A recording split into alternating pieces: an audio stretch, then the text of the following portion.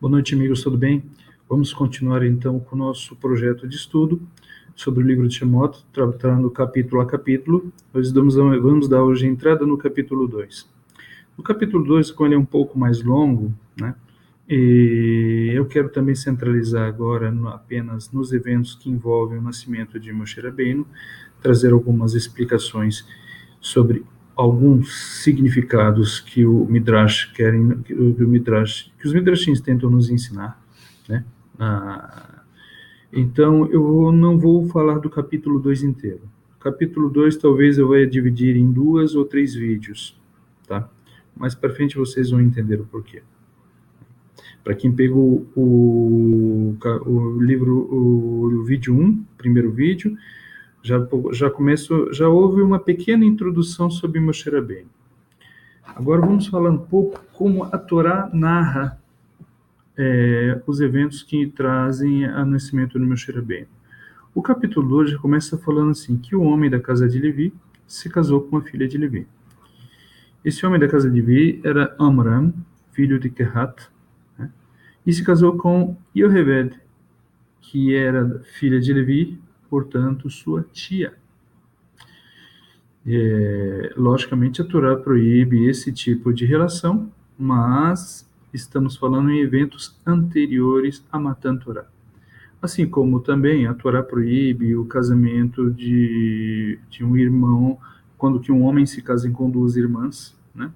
Aliás, nos dias de hoje o casamento é monogâmico, mas quando não existia ainda casamento monogâmico, quando não existia monogamia entre Am Israel, entre os judeus não existia monogamia antes, até a monogamia existe nos judeus por volta de 1000 anos, após o decreto do Rabino Gerson. Antes disso não existia monogamia, mas era proibido que os judeus casassem com uma mulher e sua irmã. Também era proibido se casasse com sua tia, e por aí vai. Mas agora, antes de Matan Torá, é diferente. Antes de Matan Torá, estavam sobre um outro estágio. Mais para frente, eu vou procurar trazer algumas explicações sobre algumas explicações dos rabinos modernos sobre essas fases que o judaísmo realmente faz. O judaísmo existe uma diferença do judaísmo praticado hoje, o judaísmo praticado na época da Mishnah, na época da Gemara e na época anterior a Matan Torá. A anterior a Matan Torá nem podemos dizer se realmente era judaísmo, não. Mas tudo isso tem uma explicação de ser da tradição do povo, que existe sobre isso uma maturidade, né? Um crescimento, uma evolução. Então, o judaísmo ortodoxo não é tão conservador assim quando se pensa. Na verdade, ele aceita mudanças de costumes, aceita algumas interferências na tradição, em que alguma coisa da tradição é abandonada, alguma coisa e boa parte dela é conservada, coisas novas são admitidas. Isso tudo faz parte de um processo de evolução. Alguns casos são criticados, são aceitos, não aceitos. Algum momento, algumas pessoas aproveitam isso como desculpas para não praticar o judaísmo. Acontece, infelizmente. Mas esse é apenas para poder mostrar que o judaísmo, o ortodoxismo, não é assim uma coisa tão inflexível. Tudo tem uma razão de ser. Mas agora, depois dessa saidinha, né, depois de esses minutinhos que eu roubei de vocês agora, falando fora do tema do nosso estudo, vamos voltar para o estudo. Vamos falar sobre os pais de Moshe Rabbeinu. O pai de Moshe Rabbeinu era Amram, tá? Filho de Kehat, da tribo de Levi, que se casou com sua tia Yoheved, e eram duas pessoas extremamente elevadas. Amram, ele é um homem muito elevado, um líder muito respeitado dentro do povo de Israel. Era um líder extremamente respeitado na época. Algumas fontes talmúdicas afirmam que Amram viveu um certo espaço de tempo em Canaã, Eretz Canaã, ou seja, ele saiu de Mitzrayim, foi até Canaã, viveu um período de tempo e depois retornou. Amram, ele era extremamente elevado espiritualmente, a ponto que ele conseguiu aproximar a Shekhinah da terra. Moshe Rabbeinu aproximou mais que ele. Sobre isso, eu vou guardar um capítulo especial, um vídeo especial para falar sobre explicações rabinas sobre a presença divina que se aproxima. Shekhinah é uma expressão, é uma palavra que significa presença divina, né? Uma palavra de difícil tradução para o português. No português seria mais fácil você dizer presença divina.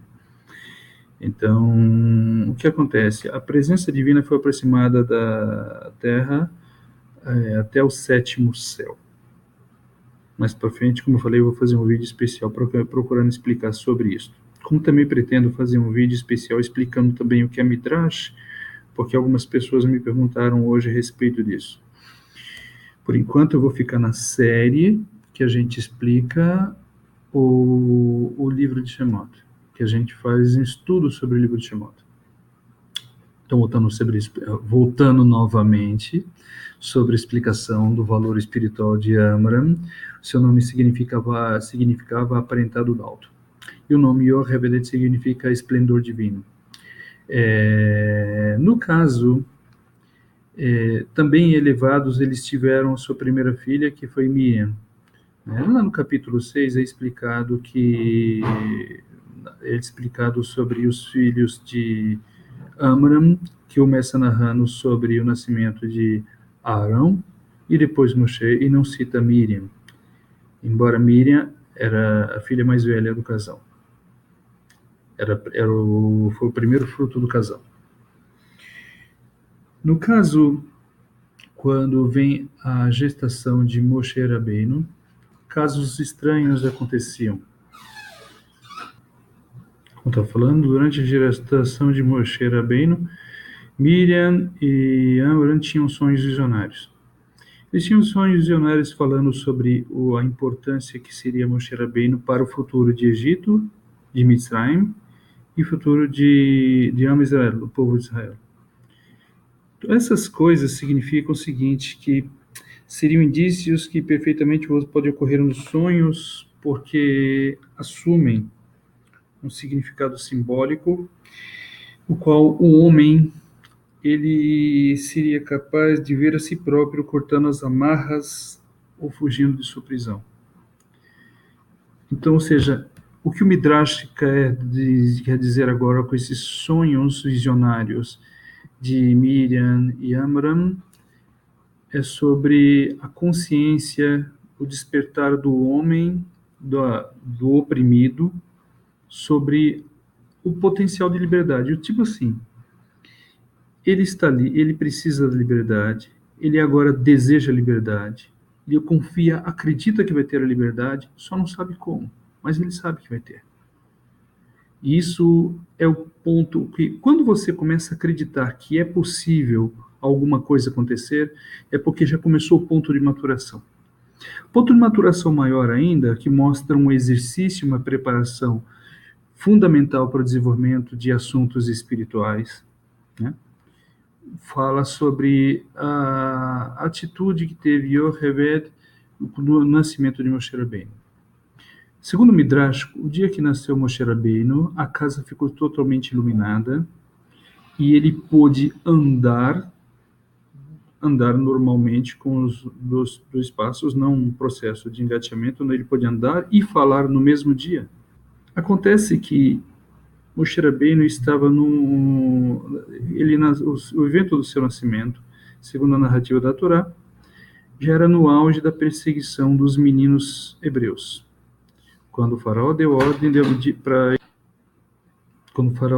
ordem para eliminar a semente de Israel, que era matar os meninos, atirando-os no Nilo, como foi explicado no vídeo passado.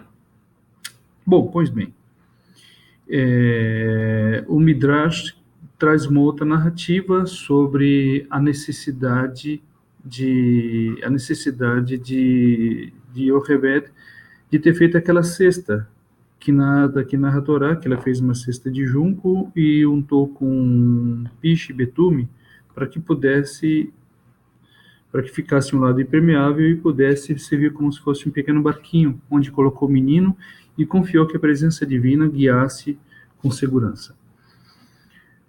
A narrativa do Midrash, ele traz, veja só, a Torá fala que uma coisa óbvia, Yocheved procurou fazer isso para esconder, porque ela não tinha como esconder Moshe Rabbeinu. E o Midrash já explica todo esse crescimento, toda essa onda de fenômenos, e diz que por causa desses fenômenos seria impossível ocultar Moshe Rabbeinu, né? Essa criança, uma criança prodígio, não teria como manter escondido durante muito tempo. Isso tudo serve só para a gente explicar o seguinte, que o processo preparatório espiritual de uma pessoa está diretamente envolvida em confiança total e única na providência.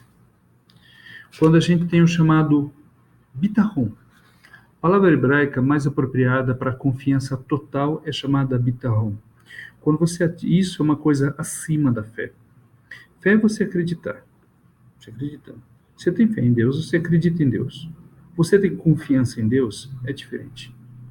Confiança em Deus é uma coisa chamada bitachon, que você vai e faz se você acredita que a coisa vai acontecer. Isso é um processo espiritual. Quando a pessoa atinge esse nível, ela atingiu apenas o primeiro degrau, que vai lhe garantir o direito de avançar em assuntos espirituais. Então, como eu estou falando que é apenas o primeiro degrau, é que não adianta a pessoa conhecer todo o Talmud, todo o Zohar, todos os Midrashim, a Torá de ponta a ponta. Todo conhecimento não vale nada se a pessoa não tiver bitachon, que é com bitachon, com essa confiança total e absoluta em Deus, é que realmente a pessoa está preparada para atingir outros níveis espirituais. E isso é uma questão de exercício de confiança, e todos os seres humanos na Terra recebem isso constantemente.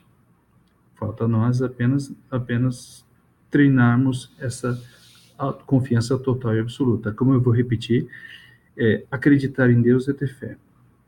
Ter fé que você acredita que Deus existe, né? Acredita no Ser Supremo, Criador dos céus e da terra e de tudo que existe. Isso é uma fé.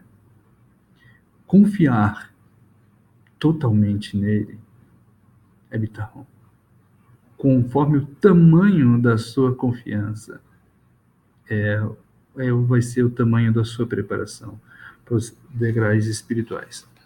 Então, essa narrativa do Midrash é apenas para poder mostrar que agora é o seguinte, o despertar da nova consciência, que significava o nascimento de Moshe Rabbeinu, agora já estava, vamos assim dizer, ganhou a primeira chancela no seu estágio de desenvolvimento, que é representada pelo bitachon que Yocheved teve. E podemos verificar que depois foi recompensado por isso. Porque, segundo a narrativa da Torá, após Yocheved ter colocado o cesto no rio Nilo, e Moshe Rabbeinu dentro, e a corrente do rio começou a levar, sua irmã Miriam começou a acompanhar, ver qual seria o destino, e caiu que o destino foi no momento em que Batia, né, que era, na verdade, o nome dela era Talmud, a filha do faraó, né, Talmud, estava fazendo seu processo de conversão, estava mergulhando nas águas do Nilo, usando como se fosse uma mikve para se purificar da impureza da idolatria de dentro da casa do pai. Quando ela resolve abandonar a idolatria, influenciada pelos hebreus, que ela teve influência na cultura hebraica, e por isso ela resolve abandonar a idolatria.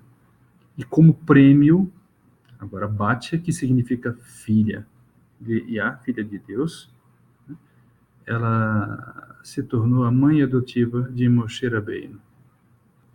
Agora, voltando ao caso de Moshe Rabbeinu ele cresce na corte de Faraó, na corte egípcia. Crescendo na corte egípcia, os Midrashim eles vão trazendo alguns fatos que falam sobre o menino prodígio que realmente era diferenciado. Ele crescia, ele tinha uma inteligência especial, uma inteligência completamente diferente, que acabava chamando a atenção.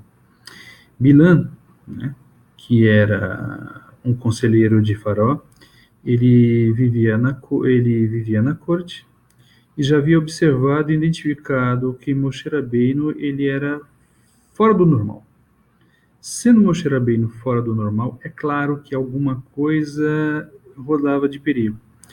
Então ele alertou claramente Faraó sobre o perigo que era Moshe Rabbeinu, até porque todos sabiam que Moshe Rabbeinu ele era um hebreu, certo? Ele era um hebreu, mas não era um hebreu comum. Ele era destacado, porque na verdade a providência divina preparou Moshe Rabbeinu, preparou um ser diferente que estava com um destino diferente, e é claro que ele precisava ser diferente mesmo. Era uma alma especial que estava ali. E desse processo dessas almas especiais, quando elas estão indo no começo do seu ciclo, no começo de sua missão, é natural que existam coisas que possam camuflar. Existe uma necessidade de camuflar exatamente quem se tratava.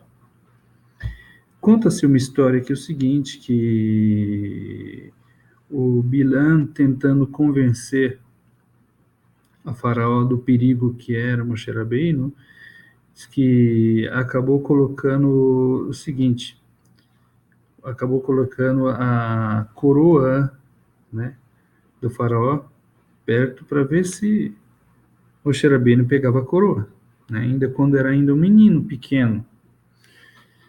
E conta que Moshe Rabbeinu, enquanto uma criança, ele chegou e é como se fosse pegar a coroa de Faraó, e aí o anjo Gabriel acabou colocando um incidente que desviou a mão dele para que ele pegasse um pedaço de carvão incandescente e colocasse na boca.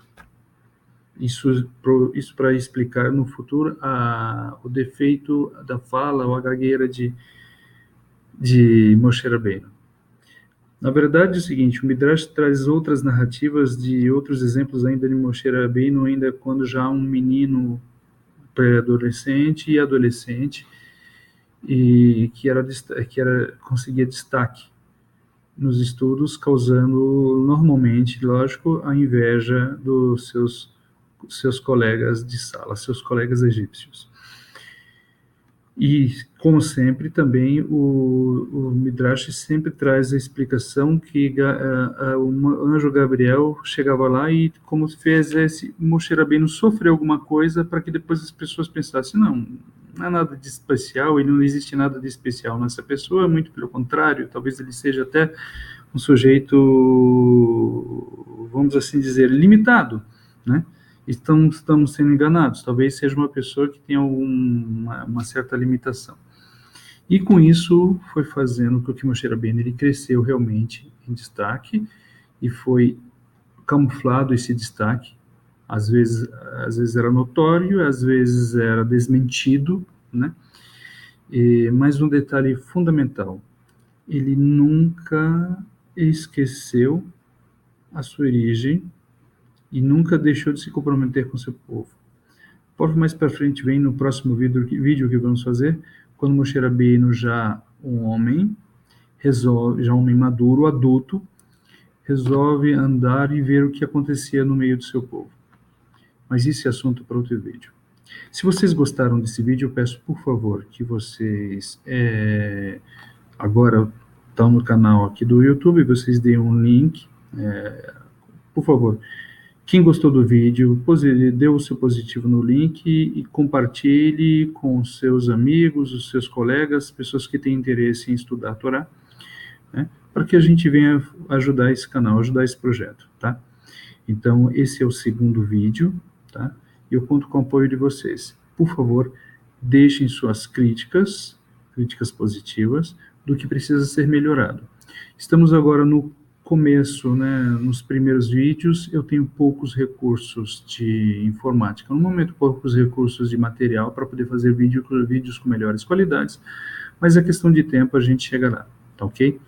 Então, é isso aí. Se você quiser ajudar, não tem nenhum problema, entre em contato. A melhor forma de você poder me ajudar agora é divulgar o máximo possível esses vídeos, tá? Para que eles se tornem conhecidos. Mais para frente, a gente podemos trabalhar com outras coisas para poder a gente fazer com que esse canal fique o melhor possível, tá ok? Até o próximo vídeo. Tchau, tchau.